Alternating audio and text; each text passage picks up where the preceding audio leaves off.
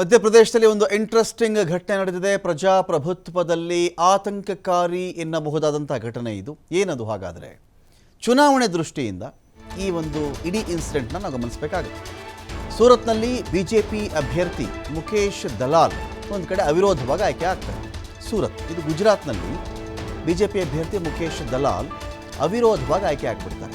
ಇವರ ವಿರುದ್ಧ ಸ್ಪರ್ಧೆ ಮಾಡಿದಂತಹ ಕಾಂಗ್ರೆಸ್ನ ಕ್ಯಾಂಡಿಡೇಟ್ ನಂಬರ್ 1 ಅವರ ನಾಮಪತ್ರ ತಿರಸ್ಕೃತವಾಗಿಬಿಡುತ್ತೆ. ಯಾರೋ ಬೇರೆಯವರು ಏನಾದರೂ ಸಾಕ್ಷಿ ಹಾಕಿದ್ರಾ ಅಥವಾ ಅವ್ರದ್ದು ಅನುಮೋದನೆಗಳಿತ್ತ ಅಂತ ನೋಡಿದ್ರೆ ಖುದ್ದು ಸಂಬಂಧಿಕರೇ ಭಾವ ಅಳಿಯ ಇಂಥವರೇ ಅವರಿಗೆ ಅಲ್ಲಿ ಅರ್ಜಿಯನ್ನು ಹಾಕಿದಂಥ ವಿಚಾರ ಅಲ್ಲಿ ಆ ಒಂದು ಅರ್ಜಿ ವಿಚಾರದಲ್ಲಿ ಇನ್ನೊಂದು ಕಡೆ ಚೆಕ್ ಮಾಡಿಕೊಂಡ್ರೆ ಗಮನಿಸಿದ್ರೆ ನಾವು ಆಯ್ತಪ್ಪ ಸಬ್ಸ್ಟಿಟ್ಯೂಟ್ ಕ್ಯಾಂಡಿಡೇಟ್ ಇದ್ರಲ್ಲ ಅವ್ರು ಚೆಕ್ ಮಾಡಿದ್ರೆ ಅವ್ರದ್ದು ಇದು ನಮ್ಮ ಸೈನ್ನೆಲ್ಲ ಫೋರ್ಜರಿ ಮಾಡಿಬಿಟ್ಟಿದ್ದಾರೆ ಅಂತ ಅವ್ರ ಮೇಲೆ ಆರೋಪ ಬರುತ್ತೆ. ಹಾಗಾಗಿ ಇಬ್ಬರು ಕ್ಯಾಂಡಿಡೇಟ್ ಆಚೆಗೆ ಬರ್ತಾರೆ. ಆಯಿತು ಇವರಿಬ್ಬರು ಬಂದರು ಅಂತ ಹೇಳಿದ್ರೆ ಈ ಕಡೆ SP candidate BSP candidate check ಮಾಡಿಕೊಂಡಾಗ BSP ಕ್ಯಾಂಡಿಡೇಟ್ ನಾಮಪತ್ರ ವಾಪಸ್ ತಗೊಳ್ತಾರೆ. ಅದೇ ರೀತಿ ಇನ್ನುಳಿದ 7 ಜನ ಕೂಡ ನಾಮಪತ್ರ ವಾಪಸ್ ತಗೊಂಡಿರ್ತಾರೆ. ಆ ಮೂಲಕ ಸೂರತ್ತಲ್ಲಿ ಗೆದ್ದಿರ್ತಾರೆ BJP ಅಭ್ಯರ್ಥಿ. ಅಂದರೆ ಕ್ಯಾಂಡಿಡೇಟ್ಗಳೇ ಇಲ್ಲ, ಅವರ ವಿರುದ್ಧ ಸ್ಪರ್ಧೆ ಮಾಡುವಂಥ ಕ್ಯಾಂಡಿಡೇಟೇ ಇಲ್ಲ ಅನ್ನೋ ಲೆಕ್ಕದಲ್ಲಿ ಅವಿರೋಧ ಆಯ್ಕೆ ಆಗ್ತಾರೆ.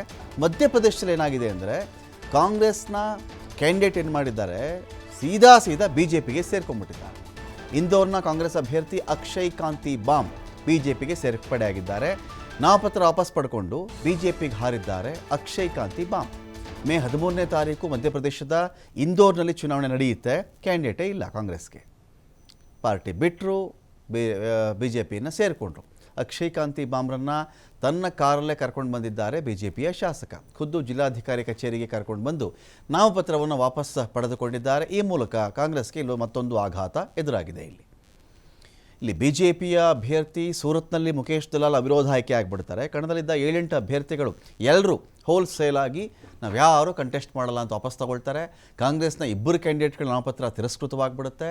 ಇವ್ರಿಗೆ ಯಾರೆಲ್ಲ ವಿಟ್ನೆಸ್ ಆಗ್ತೀವಿ, ಅನುಮೋದನೆ ಕೊಡ್ತೀವಿ ಅಂತ ಹೇಳಿದ್ರು ಅವರು ಸಹಿ ನಮ್ದಲ್ಲ ಅಂದ್ಬಿಡ್ತಾರೆ, ಸಹಿ ಫೋರ್ಜರಿ ಆಗಿದೆ ಅಂತ ಕೂಡ ಮಾತನಾಡಿಬಿಡ್ತಾರೆ. ಹಾಗಾಗಿ ಆ ಕ್ಯಾಂಡಿಡೇಟ್ಗೆ ಅಲ್ಲಿ ಸ್ಪರ್ಧೆ ಮಾಡೋಕ್ಕಾಗಲಿಲ್ಲ.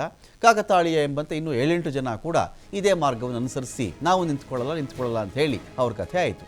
ಅರುಣಾಚಲ ಪ್ರದೇಶ ವಿಧಾನಸಭಾ ಚುನಾವಣೆ ನಡೀತಾ ಇದೆ. ಅಲ್ಲಿಯೂ ಕೂಡ ಇಲ್ಲೇನಾಗಿದೆ, 10 ಜನ BJP ಅಭ್ಯರ್ಥಿಗಳು ವಿಧಾನಸಭೆಗೆ ಅವಿರೋಧ ಆಯ್ಕೆ. ಒಂದು MLA ಎಲೆಕ್ಷನ್ನಲ್ಲಿ ಈ ಥರ ಸಾಧ್ಯನಾ? ನಾವು ಕೇಳಿದ್ದೀವ 10 ಜನ ಅಭ್ಯರ್ಥಿಗಳು ಅವಿರೋಧ ಆಯ್ಕೆ ಆಗೋದು? ಕೇಳಿದರೆ ಎಷ್ಟು ವರ್ಷಗಳಿಗೆ, ಎಷ್ಟು ದಶಕಗಳಿಗೆ ಒಮ್ಮೆ ಇಂಥ ಬೆಳವಣಿಗೆ ನಾವು ಕೇಳಿದ್ದೀವಿ ಅಂತ. 10 ಜನ BJP ಅಭ್ಯರ್ಥಿಗಳು ವಿಧಾನಸಭೆಗೆ ಅವಿರೋಧ ಆಯ್ಕೆ ಆಗ್ತಾರೆ ಅಂತ ಹೇಳಿದ್ರೆ ಏನು ನಡೀತಾ ಇದೆ? ಇನ್ಮೇಲೆಲ್ಲ ಚುನಾವಣೆಗಳ ಅವಶ್ಯಕತೆ ಬರಲ್ವಾ? ಅಥವಾ ಚುನಾವಣೆಗಳ ಅವಶ್ಯಕತೆ ಈ ಮಟ್ಟಕ್ಕೆ ಬರಲ್ವಾ ಅಂತ.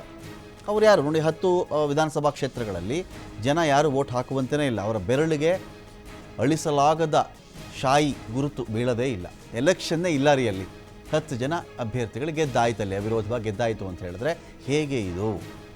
ಯಾವುದೇ ಒಬ್ಬ ವ್ಯಕ್ತಿ ನೋಡಿ, ಚುನಾವಣಾ ನಾಮಪತ್ರ ಸಲ್ಲಿಕೆ ಪ್ರಕ್ರಿಯೆಯಲ್ಲಿಯೇ ಕ್ಯಾಂಡಿಡೇಟ್ಗಳ ಆಯ್ಕೆ ಅಂತ ಆಗಿಬಿಟ್ರೆ ಈ ಎಲೆಕ್ಷನ್ ಯಾಕೆ ಬೇಕು, ವೋಟ್ ಯಾಕೆ ಬೇಕು ಅಲ್ವೇ? ವೋಟು ಬೇಕಾಗಿಲ್ಲ, ಬರೀ ನಾಮಿನೇಷನ್ ಹಾಕೋದು, ಒಂದಷ್ಟು ಜನ ಅಪೋನೆಂಟ್ಸು ನಾಮಿನೇಷನ್ ಹಿಂತೆಗೆದುಕೊಳ್ಳುವ ದಿನ ವಾಪಸ್ ತಗೊಳ್ಳೋದು ಅಥವಾ ಅವರ ನಾಮಪತ್ರ ರಿಜೆಕ್ಟ್ ಆಗಿಬಿಡೋದು. ಈ 3 ಪ್ರಾಸೆಸ್ಸಲ್ಲೇ MLAಗಳು MP ಗಳು ಆಯ್ಕೆ ಆಗೋದು ಆಗಿಬಿಟ್ರೆ ಉಳಿದ ಕಥೆ ಏನು? ಇಂಥ ಕೇಸ್ಗಳಲ್ಲಿ ಸೋಮೋಟೋ ಕೇಸ್ಗಳು ಬೇಡವಾ? ಸುಪ್ರೀಂ ಕೋರ್ಟ್ ಮಧ್ಯಪ್ರವೇಶ ಮಾಡಿ ಸೋಮೋಟೋ ಕೇಸ್ಗಳು ಮಾಡಬಾರ್ದಾ? ಸರಿಯಾಗಿ ವಿಚಾರಿಸಿದ್ದಾರಾ? ಯಾಕೆ ಕ್ಯಾಂಡಿಡೇಟ್ಗಳೇ ಇಲ್ಲದಂತೆ ಇಂಥ ಕ್ಷೇತ್ರಗಳಲ್ಲಿ ಒಂದು ಪಕ್ಷದ ಅಭ್ಯರ್ಥಿಗಳು ಗೆಲ್ತಾ ಇದ್ದಾರೆ? ಆಪೋನೆಂಟ್ಸ್ ಯಾರ್ಯಾರಿದ್ದರೋ ಅವರಿಗೆ ಭಯ ಇತ್ತಾ, ಹೆದರಿಸಿದ್ರಾ, ಆಮಿಷಗಳಿತ್ತಾ, ಏನು ಅಂತ ಚೆಕ್ ಮಾಡಬೇಕಲ್ವೇ? ಅಥವಾ ಇಷ್ಟು ಕ್ಷೇತ್ರಗಳ ಚುನಾವಣೆಯನ್ನು ಹೋಲ್ಡ್ ಮಾಡಿ ತದನಂತರದಲ್ಲಿ ಅದಕ್ಕೆ ಇನ್ನೊಮ್ಮೆ ಚೆಕ್ ಮಾಡಬಹುದಲ್ವೇ ಅಂತ ಆಯ್ಕೆಗಳಷ್ಟೇ. ಚುನಾವಣಾ ಆಯೋಗನೂ ಮಾಡಬಹುದು, ಅಥವಾ ಚುನಾವಣಾ ಆಯೋಗ ಒಂದು ವೇಳೆ ಮಾಡದೇ ಇದ್ದರೆ ಇಲ್ಲಿ ನಡೀತಿರೋ ಪ್ರಕ್ರಿಯೆಗಳಿಗೆ ಸಂಬಂಧಪಟ್ಟಂತೆ ಅನುಮಾನಗಳಿದ್ದ ಪಕ್ಷದಲ್ಲಿ ಸುಪ್ರೀಂ ಕೋರ್ಟ್ ಕೂಡ ಇಂಟರ್ವೀನ್ ಆಗಬಹುದು. ಮಧ್ಯಪ್ರದೇಶದ ಇಂದೋರಲ್ಲೂ ಅಂಥದ್ದೇ ಅವಿರೋಧ ಆಯ್ಕೆ ಸಂಭವ ಇದೆ. ಕಣದಲ್ಲಿ ಕಾಂಗ್ರೆಸ್ ಅಭ್ಯರ್ಥಿ ಏನು ಮಾಡಿದ್ದಾರೆ, ನಾಮಿನೇಷನ್ ವಾಪಸ್ ತಗೊಂಡ್ರು. 5 ನಿಮಿಷ ಈ ಕಡೆ ನಾಮಿನೇಷನ್ ವಾಪಸ್ ತಗೊಳ್ಳೋದು, ಆ ಕಡೆ BJPನ ಸೇರ್ಪಡೆ ಮಾಡಿಕೊಂಡಿರುವುದು. ಪಕ್ಷಾಂತರ ನಿಷೇಧ ಕಾಯ್ದೆ ಅಂತ ನಾವೆಲ್ಲ ಮಾತನಾಡ್ತೀವಿ. 3/2 ಭಾಗದಷ್ಟು ಆ ಥರ ಶಾಸಕರೇನಾದರೂ ಆಯ್ಕೆ ಆದ ಮೇಲೆ ಸೇರ್ಕೊಂಡ್ಬಿಟ್ಟಾಗ ಅದು ಅಟ್ರ್ಯಾಕ್ಟ್ ಆಗಲ್ಲ ಅಂತ. ಅಕಸ್ಮಾತ್ 3/2 ಭಾಗ ಇಲ್ಲ ಅಂತ ಹೇಳಿದಾಗ ಅದು ಅಟ್ರ್ಯಾಕ್ಟ್ ಆಗುತ್ತೆ, ನಿಷೇಧ ಆಗುತ್ತೆ, ಚುನಾವಣೆ ಸ್ಪರ್ಧೆ ಮಾಡುವಂತಿಲ್ಲ, ಅದು ಇದು ಎಲ್ಲ ಇದೆ. ಈ ನಾಮಿನೇಷನ್ ಸ್ಟೇಜಲ್ಲೇ ನೋಡಿ, ಇಲ್ಲಿ ಈ ಕಡೆ ನಾಮಿನೇಷನ್ ವಾಪಸ್ ತಗೊಂಡ್ರು, 5 ನಿಮಿಷದಲ್ಲಿ BJP ಸೇರ್ಪಡೆ ಆಗಿದ್ದಾರೆ. BJP ಶಾಸಕರ ಕಾರಲ್ಲೇ ಬಂದಿರೋದು, ನಾಮಪತ್ರವನ್ನು ವಾಪಸ್ ತಗೊಂಡಿದ್ದಾರೆ ಕಾಂಗ್ರೆಸ್ನ ಅಭ್ಯರ್ಥಿ. ಡಮ್ಮಿ ಅಭ್ಯರ್ಥಿಗಳಾಗಿ ಕಣಕ್ಕಿಳಿದಿದ್ದಂಥ 3 ಕಾಂಗ್ರೆಸ್ ಅಭ್ಯರ್ಥಿಗಳ ನಾಮಪತ್ರ ತಿರಸ್ಕಾರ ಆಗುತ್ತೆ. ನೋಡಿ, ಇದು ಇಂಟ್ರೆಸ್ಟಿಂಗ್. ಯಾವುದೇ ಒಂದು ಪಾರ್ಟಿ ಒಂದು ಅಫಿಷಿಯಲ್ ಕ್ಯಾಂಡಿಡೇಟ್ನ ನಾಮಿನೇಷನ್ ಫೈಲ್ ಮಾಡಿರುತ್ತೆ, ಜೊತೆಗೆ ಇನ್ನೂ ಇಬ್ಬರದೋ ಡಮ್ಮಿ ಅಭ್ಯರ್ಥಿಗಳದ್ದು ಕೂಡ ಫೈಲ್ ಮಾಡಿರುತ್ತೆ. ಅಕಸ್ಮಾತ್ ತಪ್ಪಿ ಆ ಕ್ಯಾಂಡಿಡೇಟ್ನ ನಾಮಪತ್ರ ತಿರಸ್ಕೃತವಾದರೆ, ಸಮಸ್ಯೆ ಬಂದರೆ, ಸೂಚಕರಾಗಿ ಯಾರು ಸಹಿ ಮಾಡಿರ್ತಾರೋ ಅವರೆಲ್ಲಾದರೂ ಉಲ್ಟಾ ಹೊಡೆದ್ರೆ, ಅವ್ರ ಸಹಿ ನಮ್ದಲ್ಲ ಅಂತ ಹೇಳಿದ್ರೆ, ಇನ್ನೊಬ್ಬ ಅಭ್ಯರ್ಥಿದು ಇರಲಿ ಸೇಫರ್ ಸೈಡ್ ಅಂತ ಹಾಕ್ಸಿರ್ತಾರೆ.